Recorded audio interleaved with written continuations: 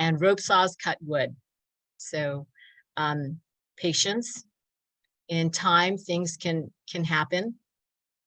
So that is that. Okay, so this is us, just in case you can't see us because we're hidden behind the slideshow. Carmen, she graduated in 1991 in sociology with a specialization in business and administration. My name is Julianne Valde Lopez. I graduated in '89 and I am a dentist. Okay. Oh, and then also, so as PAA was planning our events for this year, we wanted to see what kind of program or event would be beneficial for our students. We wanted to see if there was something a little different than what students have access to, just because there are so much out there of mentoring programs that's available for our UCLA students. There's UCLA One, for example.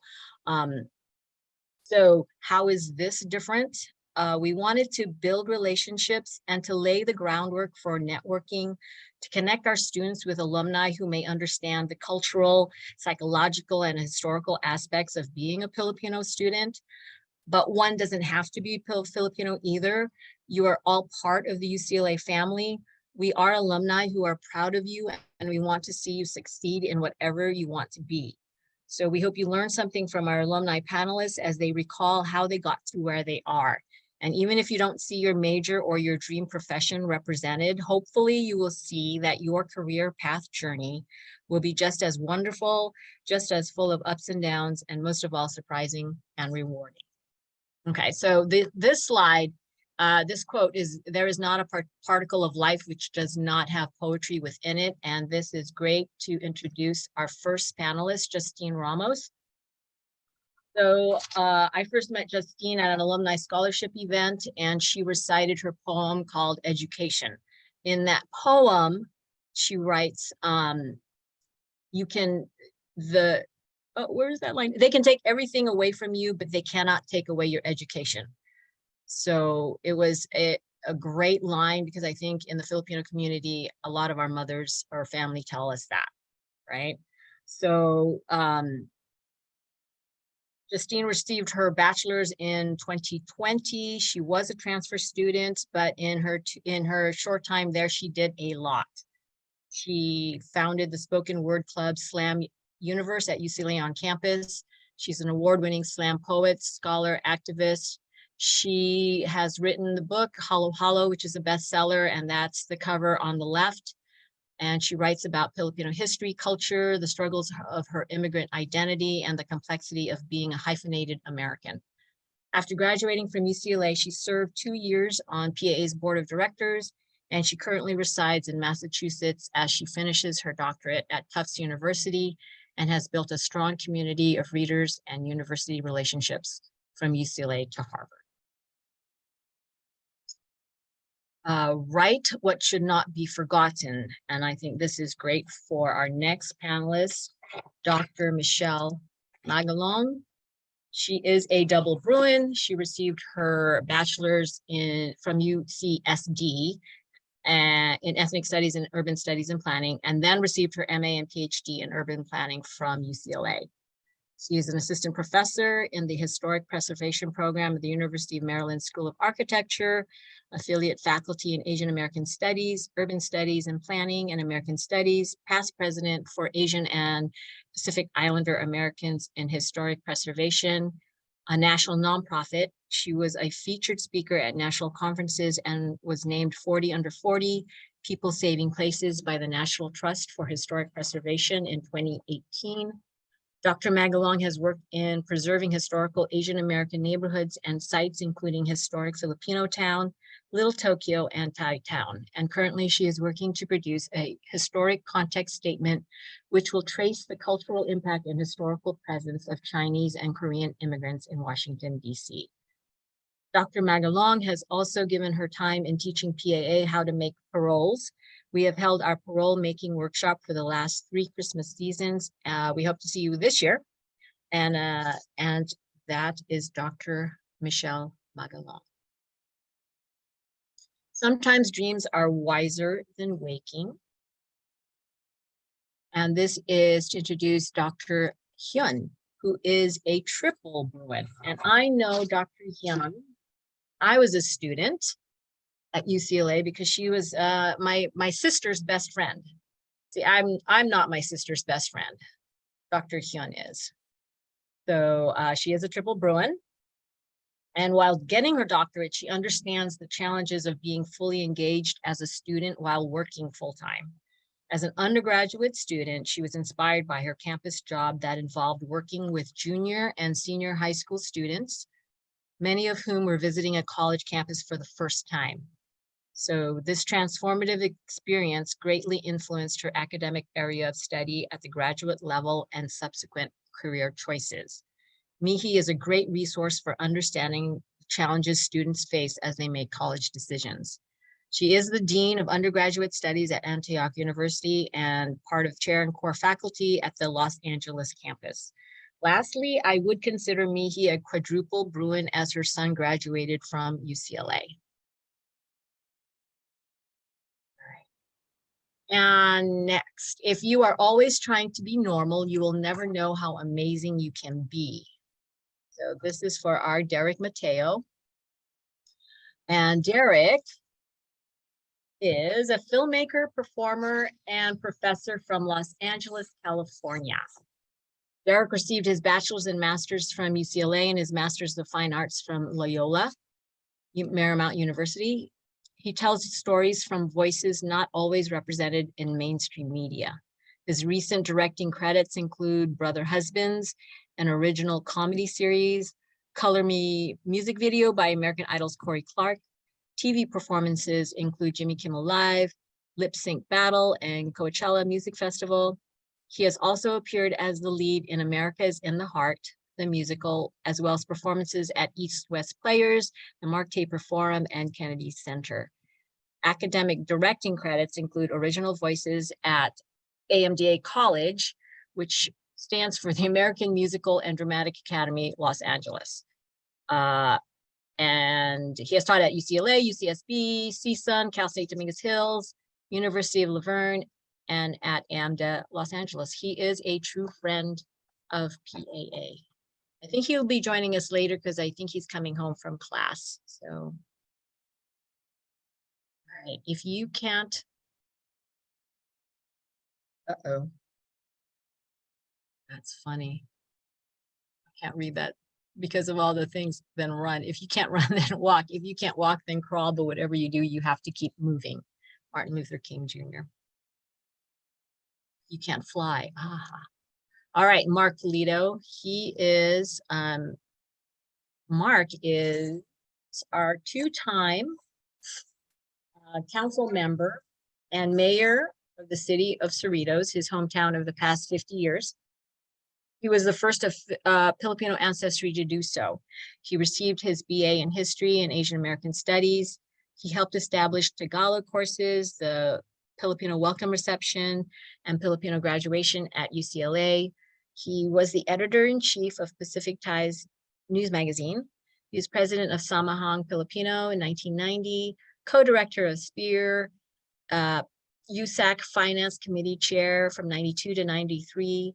He was also UCLA's student body president from 92 to 93, also the first of Filipino ancestry. He has worked for Congressman Alan Lowenthal for 18 years, and he is presently enjoying his first break in 39 years from working since he was 15 years old. So if you are interested in public service, Mark is your man, and we couldn't be more proud of him. And do what you feel is right, for you'll be criticized always. Anyway. All right. So Amy Contreras Kamwa is also a double Bruin. She received her bachelor's and her JD degrees from UCLA. She is also serving on our board of directors, and she's been a member of PAA for the last 2 to 3 years. She got her history with specialization in Asian American Studies. She was awarded summa cum laude, highest departmental honors, history, college honors, and the UCLA Distinguished Scholar Award.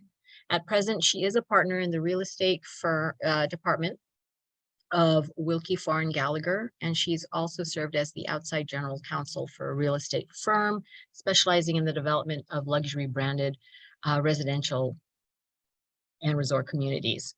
So she is also the past president of the Asian Pacific American Women Lawyers and part of the board on the Philippine American Bar Association. She's a positive role model for young women as she has managed to raise her 2 children successfully while continuing to work and volunteer. And so we thank her for her time and efforts, not only for PAA, but for UCLA. And of course, you can't have any quotes without a quote from John Wooden. So success is never final. Failure is never fatal. It's courage that counts.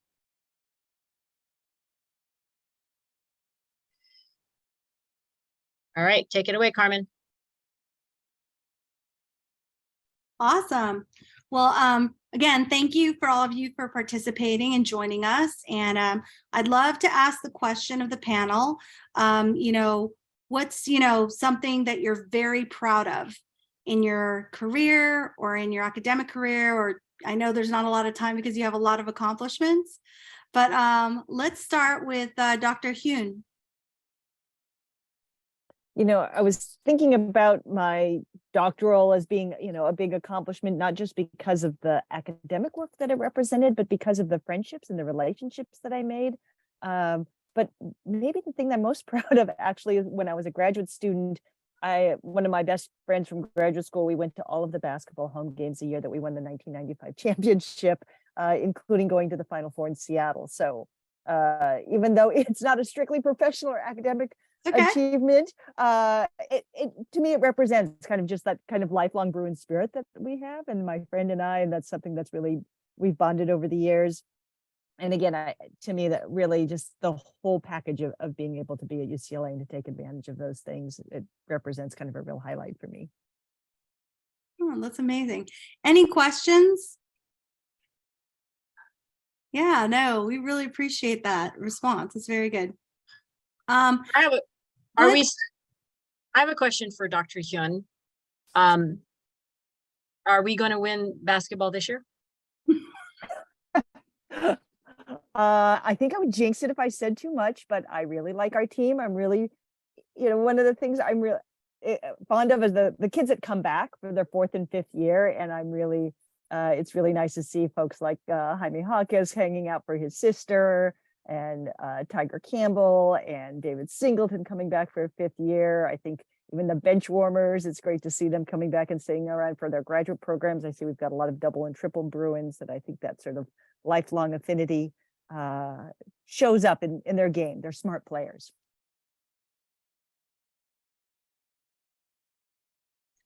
Awesome. All right, let me popcorn. So we have this thing where we popcorn to one another. Let me go ahead and popcorn to Amy Contreras Comoa. So this is a hard choice on a couple of things. I think actually I'd probably take the most pride, and it kind of encapsulates, my belief system, and also kind of the importance of mentorship. And the role of the mentorship and other people's generosity is played in my life, is that accomplishment that I feel very proud of is that I established a scholarship in the name of my brother, who passed away when I was little. He passed away from a very rare blood cancer. And I established a scholarship with the Filipino American Bar Association. I previously had established a scholarship actually through UCLA, and it was a pre-med scholarship. And in that way, it made kind of more sense, because it was like he had gone sick, and it was to fund a Filipino student who was interested in the practice of in the practice of medicine. But this particular scholarship I established was in his memory. And the idea being that I was giving money and support to a deserving Filipino student who was interested in the practice of law, with the idea that when they're in a position of where they could afford to establish a scholarship, that they in turn would establish their own scholarship. I benefited my brother passing away had a ripple effect on a lot of things. And one of that was that it had a very significant economic impact on my family. And if not for the generosity of many people who have donated funds in order to support my education, I would not have been able to afford to pay for UCLA. Even back then, I know it was much cheaper than it is now. But that was very important to me. And so I established a scholarship for deserving Filipino students who wanted to pursue a career in law, with the idea that they in turn would pay back in the future.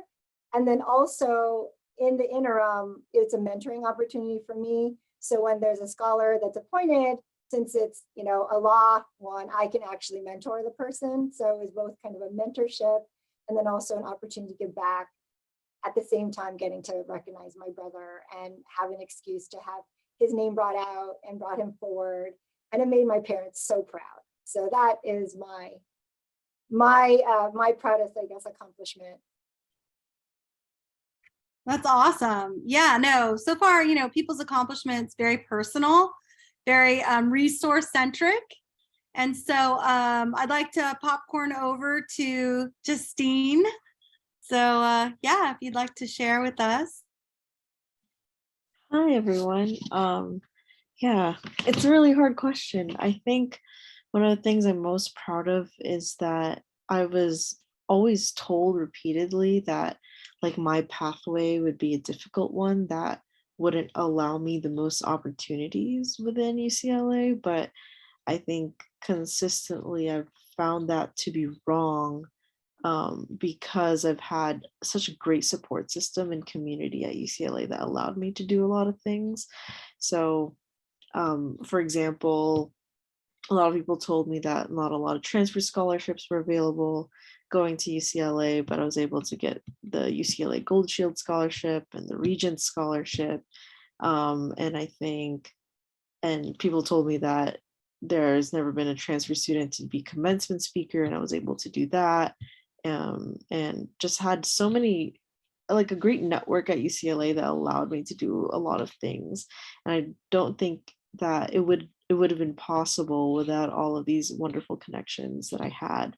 So I look back and I was able to overcome a lot of misconceptions about limitations as a transfer student, but I would have not been able to do that without this community here and beyond. So yeah.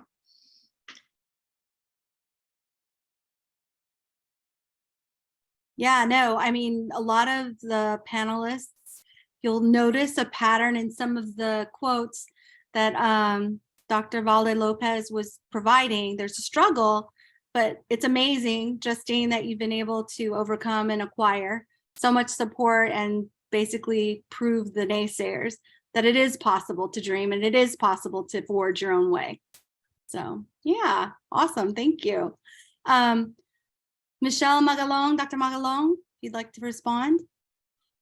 Thanks, Carmen. Kind of going off of what Justine had mentioned, when I was in high school, senior year of high school, my high school counselor told me, maybe you're not smart enough to go to college, right? She's like, you might want to enlist in the Navy, right? And my father was in the Navy, and I was really like insulted by that comment. And, you know, so then I ended up going to UC San Diego, and then to UCLA. And, you know, that still sticks with me every time someone says, you can't do this, you know, it lights a fire, for me that I want to prove them wrong. And, you know, in kind of that same theme, I had a faculty advisor at UCLA tell me, I don't know if you're going to graduate, you know, and then she goes, and I don't know if anyone's ever going to want to hire you, you know? And so I was just like, what happened? You know, that lit a fire, but that was also a really difficult time for me. And, which, you know, was ironic because I had posted on my LinkedIn, like the announcement that I was given an offer here at University of Maryland when I was a postdoc, and liking my announcement. And I thought, oh, that's ironic because you told me I would never get hired. and I'm now hired at a Research One university. And I kind of wanted to like post, I kind of wish I had the moment to post, but I was waiting for my office to get painted. And ironically, I didn't realize that the colors ended up being Bruin colors. And Wow. so whenever someone comes into my office, they were like, "Are you from California? Are you from UCLA?" And I was like, "Why? How do you know?" And they were like, "You have a very UCLA color in your office." And so I have a yellow and a blue wall. There's only two walls really, and behind me is usually a window. So, I think those are the moments when someone says no, you can't. I'm very stubborn. And I'm always like, I'm going to prove you wrong. So yeah, that's my proudest moment. I often think about the people who said no when the moments have said yes to me. Wow. I love that the paint actually is like an expression of I overcame anyways. You know what I mean? So amazing. Congratulations so far. Great stories. Derek, we would love to hear from you. Hi, I'm most proud that I got invited to be on this panel. Are you kidding me? Like looking at everyone else's accomplishments, are you sure? I guess I'll keep it mostly UCLA related. For UCLA, I'll always be most proud of being a founder of LCC Theater. Still going 20 something years later as the predominant Asian American performance group in the country. And when it started off with me and two friends who wanted a space for us to tell stories, and here we are. And a lot of people have come out of that group. So if that's my legacy for UCLA, I'm always proud of that. I was trying to think of something else different, but but the bigger thing, and then listening to Michelle and Justine speak, I'm also just proud of being able to occupy the space that I'm in. When I was talking about academia being supportive, sometimes it's not even from the people you would expect, who would question our legitimacy in being in that space. But when I was in the MA program, one of in my cohort, P9, she's like, well, they were talking about Filipino men in academia. And she said, well, there really aren't any.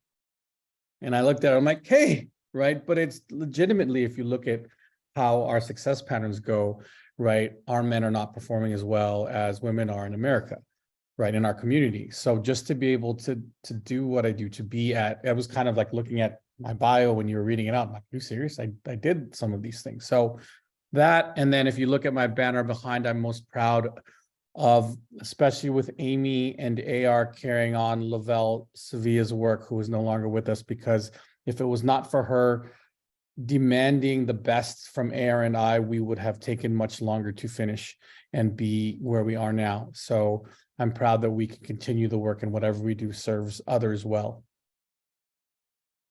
Wow.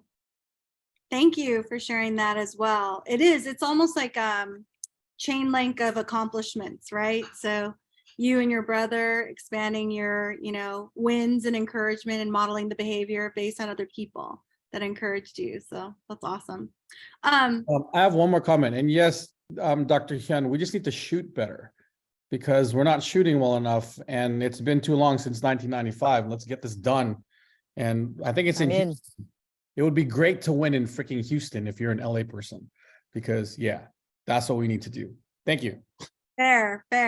Yeah, no, I think in the chat, it was mentioned that we're doing a Filipino, or Amy, you have partnered with Samahang and other people from, Mabuhay Collective, et cetera, that are putting together Filipino Heritage Night.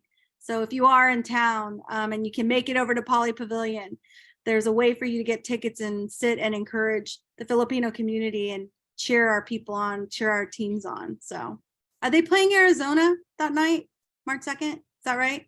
Yeah, Arizona State.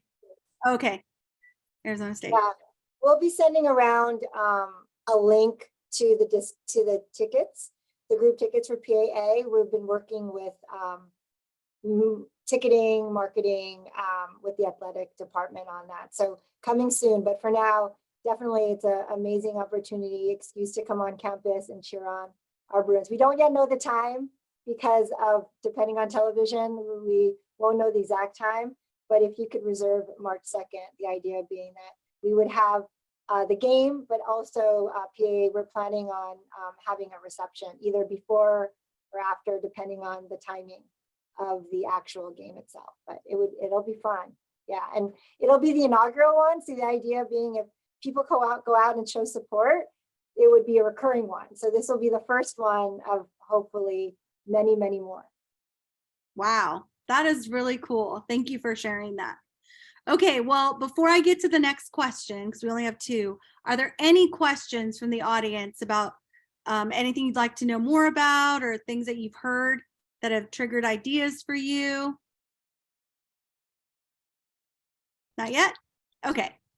Now, the next question I have for our panelists, our esteemed panelists, is what advice would you give your younger self today at UCLA now that you know what you know and you've done your path and you've done your journey? Like, what might you consider sharing with yourself or coaching yourself, or advice you would give, if not to yourself, then people who are on the call, whether they are alumni or they currently are students of UCLA? And we'll start with the East Coast. Is that okay with you guys? Okay. Justine, would you like to go? Yeah, I think my biggest advice is to take up every opportunity that comes to you within your capacity. I think in my time at UCLA, I've been blessed to have an abundance of opportunities that seemed at times to be just thrown at me because, again, of how like loving and supporting the community is. I felt like every day, if not every week, there was someone emailing me asking me to do a performance or to come celebrate something or to do an opening act or you know, go present at, you know, this like fancy donation dinner or a scholarship opportunity. And at times it can feel overwhelming, but expanding your network, I think, is the most important thing I did at UCLA. Even as a transfer student, even if you only have 2 years, and I was a COVID graduate as well, so my last quarter was online, but even then I was able to make really meaningful connections that have lasted me today till today and in the future. So expand your network as much as you can, reach out to alumni, become a part of associations that mean a lot to you, and just connect with your mentors and create those lifelong relationships, because they will benefit you emotionally and towards your goals in every way possible. So I would tell myself that. Yeah. Wow, that is very powerful about the relationships and the networking. We do have one question from the audience that we'll give to you now, Justine, because we're starting with the East Coast. But what's the first major big person adulting purchase you made once you received your paycheck from your first adult job after college and or grad school? Like, did you buy your mom a Louis Vuitton bag? That's what I'm saying. Oh, that's hilarious. I think my major big girl gift for myself was being financially independent enough to move across the country, like have my own apartment, you know, get my own car, be able to fund any travel for conferences and such all by myself. So I did not buy my mom a Louis Vuitton bag, but I also did not give her any burdens in terms of educational debt or anything like that. So that is my big purchase to myself. Aw, that's awesome. So down payments across the board. Great. Dr. Magalong, what's one of your proudest accomplishments? Oh no, we already did that one, sorry. What advice would you give yourself, and if not yourself, when you were an undergraduate or at UCLA, what you might tell to students today? The one thing I thought of, what I would tell the younger version of myself as I was going through grad school at UCLA was, don't be afraid to ask for help when you're struggling or when you're, you know, afraid to like approach a situation. You just don't be afraid to ask. and also know who to ask, know the right person. My mom would always say, you know, if you're in pain, you wouldn't ask help from, you know, I don't know, someone who's not in the medical field, but rather you would ask a doctor for help, right? So she's like, you have to know who to ask and how to ask. And so that was something that was really important to me that I thought about in my struggles as a graduate student at UCLA was I got afraid. I was too afraid to ask for help. And then those moments when I gathered enough courage to say that I was struggling, that I was facing difficulty, it was those mentors that I turned to that were just willing to help and help me get out of whatever hole I dug myself into. Yeah, no, that's really a lot of wisdom in that as well. So thank you for sharing that. Any recollection of any, you know, big person, big girl, big boy presents when you got your first? Well, I don't know if it's my first paycheck because I was like, what was I doing like with my first paycheck? But I think it was, you know, I was still acclimating to moving from California to DC and just buying like furniture, you know, for my apartment. I think the one of the big adult moments for me was, you know, when you sign up with HR with where your direct deposits go, was signing up for my investments for my retirement. My mom did not, you know, she wasn't someone who wanted a Louis Vuitton purse. She would felt more comforted by the sense that I was investing in myself by, you know, putting money into my retirement. And then soon after that, I was able to create my own IRA. And I think for her, that was like, as long as you have investment in yourself, then that's okay. But the big girl moment for me was I left my car in California. And, you know, I realized how car dependent I was buying my car, you know, on my own without my family there and just like signing everything. And just, I think that was like the big accomplishment for myself to know that I saved and I was able to purchase my car and just, you know, just have that freedom of financial independence. And I, you know, for my mom, she was really proud, like, okay, you set all of this up, you set up your savings, you set up your investments, so you're financially able to, you know, just stand on your own. Well, that's amazing too. Good job. I love your stories, Justine and Michelle. Really good. Okay, let's popcorn over to Dr. Hyun. So I'll start with the adult purchase. I think the first thing I did with my paycheck was I did take my family out to dinner. You know, like we're very into food in my family, so it was like I am taking you out to dinner for once. So I think that was my big adult purchase with the first paycheck. So in terms of advice to give, you know, I feel like I tried to take advantage of as much as I could at UCLA, but I think I would tell myself to try and do even more, and maybe some things outside of my comfort zone. That I did intramurals and I did sorority stuff and I did student government. You know, I did a lot of things, but I think I would even try more. That I know a friend and I, we did an audition tape to try it for UCLA radio, and we got a show, but it was at like Wednesday at 3 a.m. and we were like, it's not worth it. We don't want to do that. But now I really wish I had, because it would be so fun to say I had a radio show.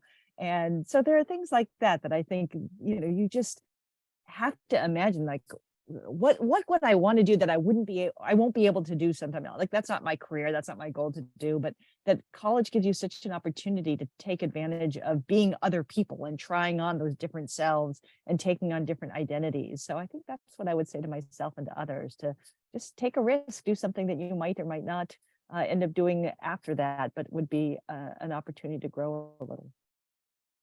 That's amazing. I mean, we're getting lots of really good context. So Justine, relationships, you know, Michelle, you know, like all the wisdom that you've gotten, you know, for planning and saving. And I think these are really good attributes, whether you're undergraduate or you're a professional or a young professional in the workforce. It's all very relevant. So thank you. All right, Amy. I will also start with the large purchase. So the large purchase I did for myself, my present to myself was I paid for a ticket to go to New York City. It was my first time traveling by myself outside of like California. And I was going to meet my cousin who was actually at NYU and a grad student there. So I knew I had housing. So I was able to like put my money together to pay for the ticket. And it was pretty amazing because that was when I went to my first Broadway show, which at that time, one of our alums, Emmy Basic, was the lead of the Broadway show. So she like got us tickets to like right in front, and I otherwise would never have been able to like afford it. So anyway, so that was my big thing to myself, was getting to go to the big city. As to advice to myself or advice to folks, definitely the first thing that came in my mind definitely was the invest in relationships. The relationships part of it is so important. So instead, since someone already said that, the best advice I got, and this is for purposes of me who I went to law school, the best advice I got that I'm going to share with anyone that is interested in going to law school is that you do not need to major in a specific thing. Law school is one of those things where it doesn't matter what your major is. People think they need to major in poli-sci. No, you just need to do well. It's based purely on your GPA, and it's based on your LSAT, your standardized score. So the best advice I got from my cousin was to major in something I wanted and was interested in, not because I thought I needed to do it because that was what law school wanted. And that was something that lived with me and was kind of the best advice that I had generally, because the idea of being two is separating yourself on what expectation is, like what you think people want or what you think you need to be, as opposed to kind of listening to yourself and pursuing what your interests. Because the truth is, you'll do better and you'll perform better if you're interested in what you're pursuing. And frankly, life is too short as well. Like if you're struggling with something, you're doing a major because you think you need to do it, because that's the thing. You're like, do you want your life to be like that? I mean, the thing is, like, you're struggling with this now. A perfect example is engineering. Like, let's say you hate what you're doing, you're struggling with your classes.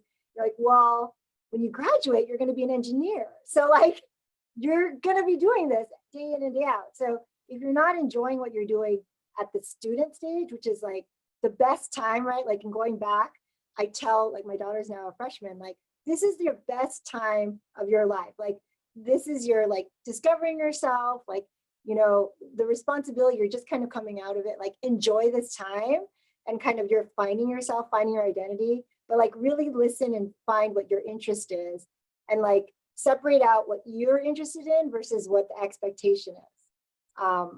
That's really important, like using that time to like try to separate the noise of like what you think you're expected to do versus what you are drawn in your passion and what you're interested in doing, because you're going to do well if you're interested in it. It's kind of this kind of self-fulfilling self-motivation. Yeah, that's great advice. Great points to take away. And just, again, back to doing what you love, no matter what other people say or what you think the expectation might be. So it's great. Derek. Eat less. Oh my gosh. And I mean, Thomas of Westwood, Yoshinoya, stuff like buffet. And I'm being honest too. I mean, like, there's health professionals here, but like, when I started film school, right after my first year, I'd kind of gotten my groove back and was going back, and we had two family members, full disclosure, a lot of you know us. One of them was my brother, who's here, and had pretty severe episodes. And after AR healed, he and I were a caregiver to another loved one who lived with us for 10 years. And that is who we are and what we wanted to do.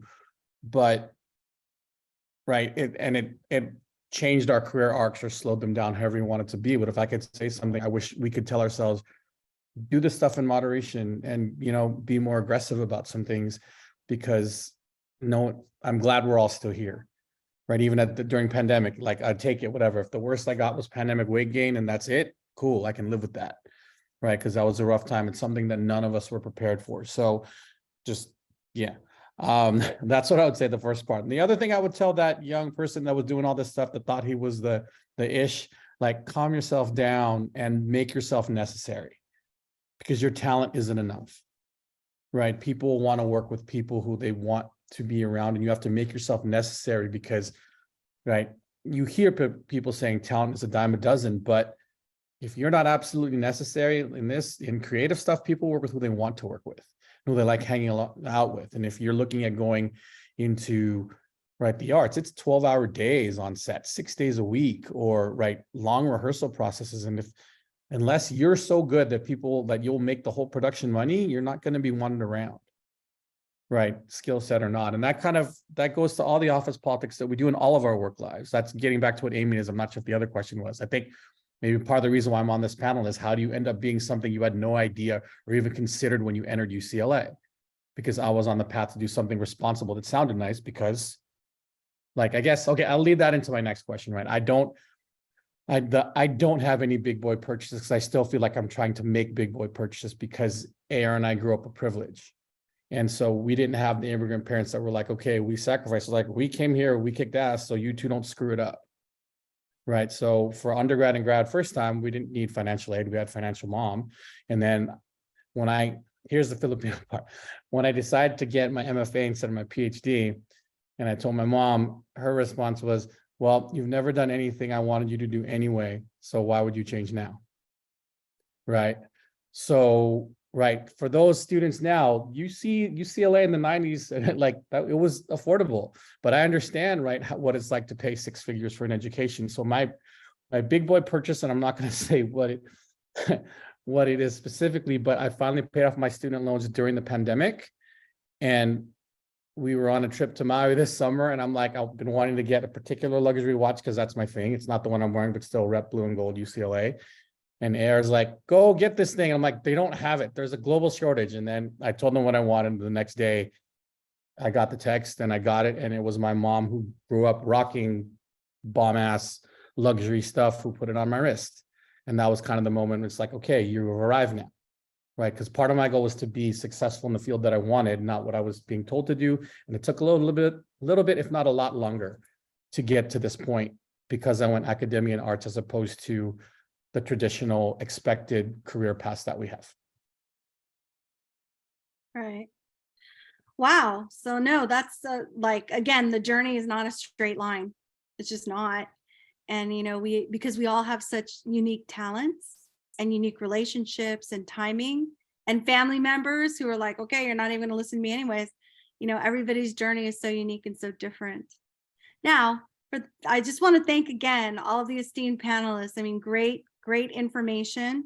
Anybody on the call, additional questions or things that you would like to get advice from? Go ahead.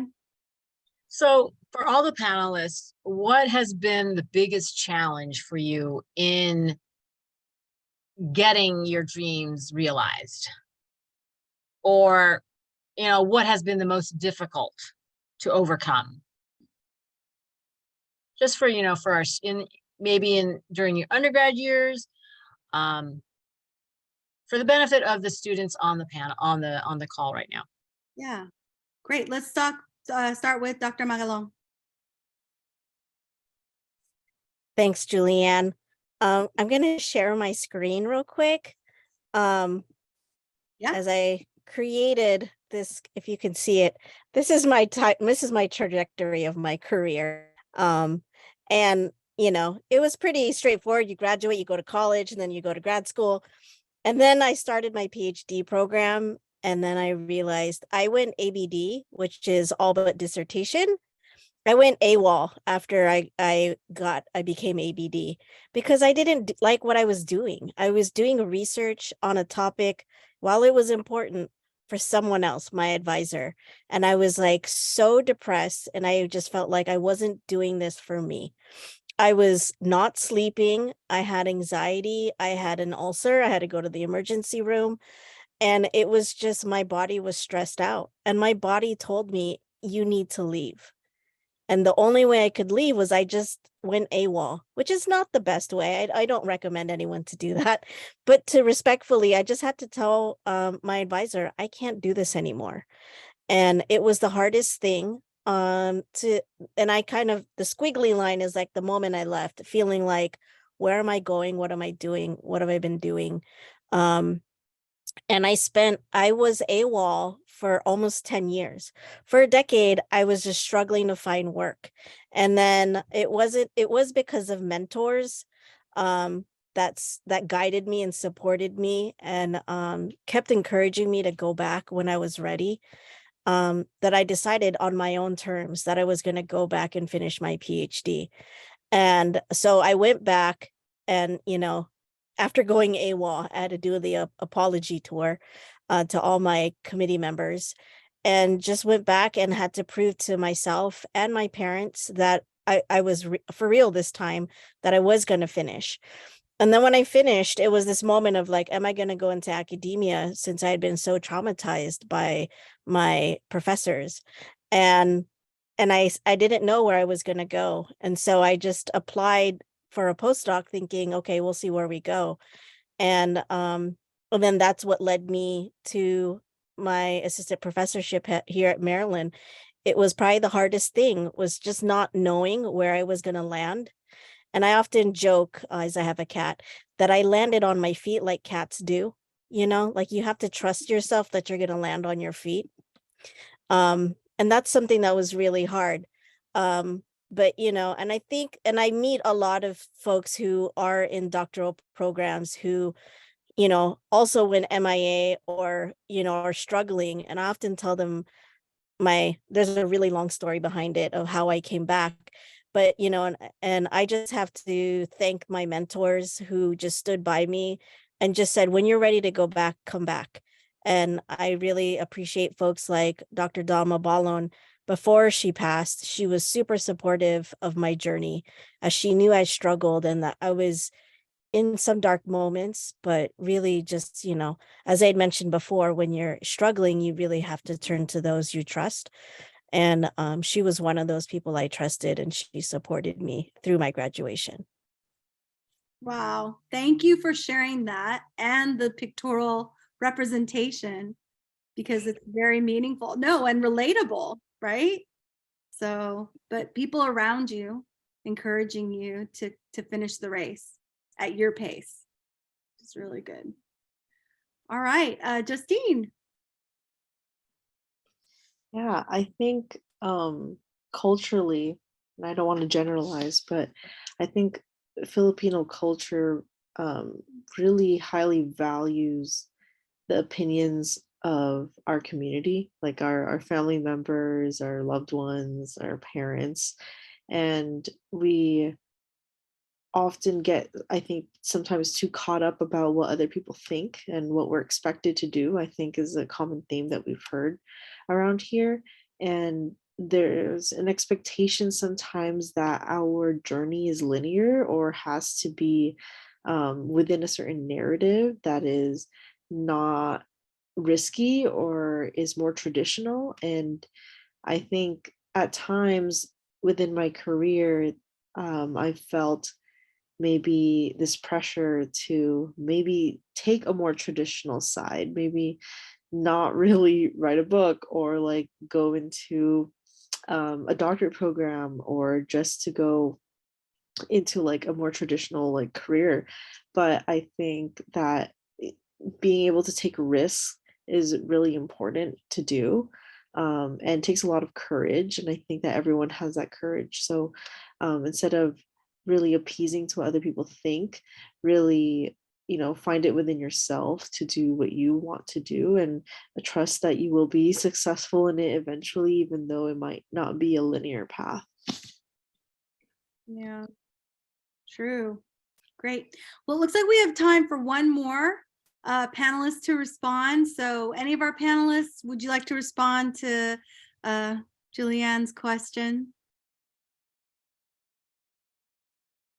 Dr. Hyun? Yeah, I would say that I think something that I find really tricky sometimes is dealing with just kind of racial bias issues, right? And I think can be particularly tricky when you're working with people who have you would think otherwise are very liberal progressive people, right? So I think it's one thing that we're sort of used to dealing with people who are overt racists, and you're like, okay, well, that, this is how we deal with that. But for the folks who are well-intentioned, well-meaning, progressive liberal whites often, that are coming to you I think that's a really tricky situation sometimes to have those kinds of expectations or those kinds of biases. And people, I had somebody who said to me, well, oh, I've been doing this work since before you were born. I thought, wow, well, that's that's not a very inclusive perspective of, listening and hearing from other voices. And the thing I found most helpful really is finding unity across different the others, right? So I think sometimes that I find that I might be the only Asian person in the room, but finding solidarity with other underrepresented groups, other marginalized groups, and being able to have those moments to find allies in different ways and to really kind of talk to and be able to process that, not just for your own, like, what do you do with this? Like, oh, you're really angry about it, but also what are the strategies you can use and how can you build allyship together across different groups? Ooh. And you worked with first gen students, right? So my population, so it's students coming back to school, finishing their degrees. And so it's people who stopped out because something didn't work out well for them. So we see a lot of first gen students. We see a lot of students who just, the traditional college experience didn't work well for them. Got it. Very nice. So it looks like we're ready to wrap up. There was one last question that I'll have Derek answer, and it's from MC and it's to everyone, but Filipinos are everywhere. Describe a feeling when you see a Filipino going places. So we'll have Derek go ahead and wrap us up with that last question. Anyone else on the panel, feel free to respond in chat, but go ahead, Derek. So I have a recent response to that because it's also plugging our basketball event coming up. So most recently versus a game versus SC that we won barely. We had a friend who came into town and said, hey, I have an extra seat. Do any of you want to sit with me? So AR and I, we share tickets. 3 of us have 2 seats. So AR went and sat at his seats. These seats were courtside, courtside behind the basket. This friend is in politics and has done a lot of advocacy work. And after the game, we all went down to the floor and took pictures. And our other friend said, I can't believe that you have seats. I can't believe you got such great seats. And I said, I can. And I looked at our friend and the conversation evolved, but I'm like, if I had to pull like the amount of successful brown, right, motivated, intelligent people, most of them are through my UCLA experience. And he agreed, right? He's as a South Asian person. And so the question, MC, you're saying, describe a feeling, look at this room, right? If you look at what the people that we met, I was in class with Amy. I didn't go to law school because I took a law school class in the MA program in Asian American Studies with Amy. And I realized I'm not going to go that same path. But the people that we met all went places for the most part, if we handled our business. Right. So it's all already around you, right? Look at yourselves, ourselves compared to the rest of our family, friends, community, right? Most of us don't get into this space to begin with. Most people don't get a .ucla.edu, right? So don't discount that, right? And so it makes me feel proud and lucky, especially if we all go back home and you see like where our families have been. Like I was born here, but I could have been born to be, right, a servant in the Philippines. In one of the shanty towns, we did nothing. We hit the lottery, right? So I'm very grateful for the opportunity that we all have to make differences for people, right? Compared to where we should be in the diaspora. Definitely. Great. Well, on that note, again, we want to thank you so much for joining us. Look out for additional events. Definitely the basketball event for first inaugural Filipino Heritage Night on March 2nd. And then we are also going to be hosting an annual gala, which you're all invited to. It's usually on campus at UCLA in March, the end of March. But anybody else want to stay on, you're welcome to. But we, again, want to thank you. The recording will go out within the next 2 days. And feel free to reach out with any additional questions or suggestions or ideas. Thanks, everyone.